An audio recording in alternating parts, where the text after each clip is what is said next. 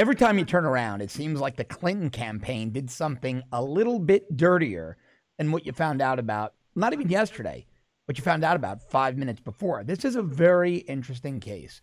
A PAC, the Committee to Defend the President, which used to be known as the Stop Hillary PAC, and I believe that's still the legal name, filed a complaint back in December with the FEC alleging that the Clinton campaign hid money in various states through committees, political committees and political parties, Democratic, local or state Democratic parties in various states, to avoid FEC disclosures. The FEC was apparently non-responsive to the complaint, and now there's a lawsuit. Well, it's pretty complex stuff, so I want to bring in Amanda Head.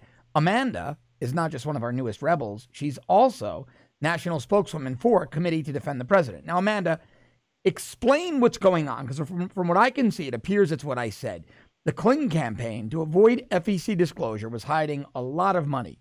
The Committee to Defend the President is alleging $84 million was essentially concealed from FEC disclosure by that money being hidden through state and local parties. Yeah, and to give you a little bit of background on this, in 2014, a guy by the name of Sean McCutcheon filed a lawsuit against the FEC. I remember that. Yeah, everybody heard about it. It was on the news. But he filed a lawsuit regarding aggregate campaign limits, saying that it was a violation of free speech. So aggregate campaign limits are different from the dollar amount limits placed on a person for how much they can donate. Now, was he party to Citizens United as well? Was he what? Was he party to Citizens United? I don't know. This was actually back before I had any involvement with the PAC or Sean, but his complaint and his argument was, if you limit the number of politicians that a person is able to donate to, you are violating their free speech. Went all the way to the Supreme Court. And the courts, they decided with him, right? It was McCutcheon. It was McCutcheon versus the FEC, wasn't it? Yeah. Right. So McCutcheon won. The Democrats and liberals fought him all the way because they were afraid that if McCutcheon won, that would pave the way for things called joint finance or joint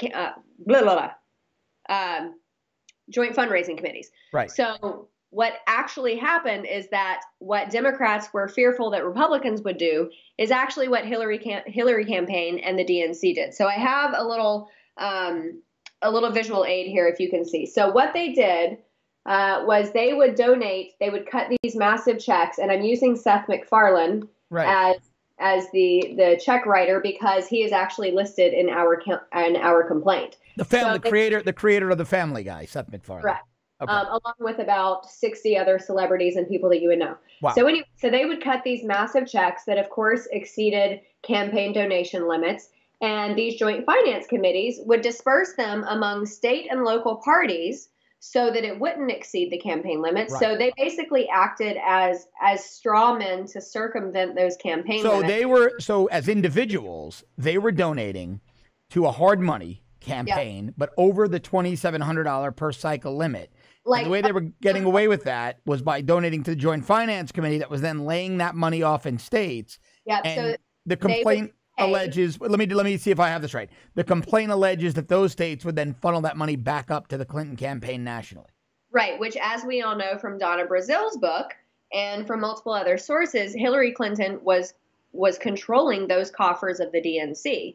So the checks never actually even landed in the state and local parties. The checks were cut and reported, and then they never even hit those middlemen. They just went straight to the DNC.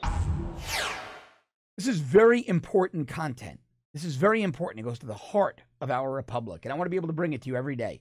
So please subscribe to our premium service at www.therebel.media/shows. Go to the App Store, download our outstanding Rebel app, go to firescottisrael.com and sign our petition. And as always, if you've done those things, and I hope you did them all, thank you very much. And thank you so much for watching. I'll see you tomorrow.